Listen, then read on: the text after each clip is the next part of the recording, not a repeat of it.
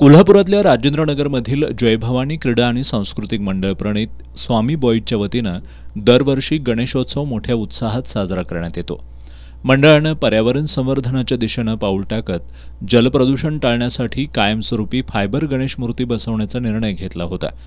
त्यानुसार 7 फूट उंचीच्या गणेश मूर्तीची प्रतिष्ठापना घटस्थापनेचा मुहूर्त साधून डी.वाय. पाटील एज्युकेशन सोसायटीच्या सल्लागार पूजा ऋतुराज पाटील यांच्या हस्ते करण्यात आली।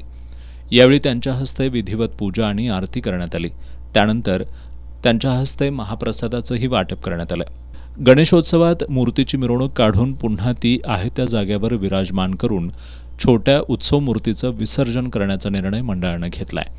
यावेळी मंडळाचे संदीप बिरांजे, रोहित कांबळे, अजिंक्य घाटगे, रतन सूर्यवंशी, सुमित सोरटे, सुमित बुरुड, अमर साळुंखे, संजय बाडगी, इरफान शेख, शोभा सूर्यवंशी, संगीता चक्रे, मीना कांबळे यांच्यासह मंडळाचे पदाधिकारी, कार्यकर्ते आणि नागरिक उपस्थित होते।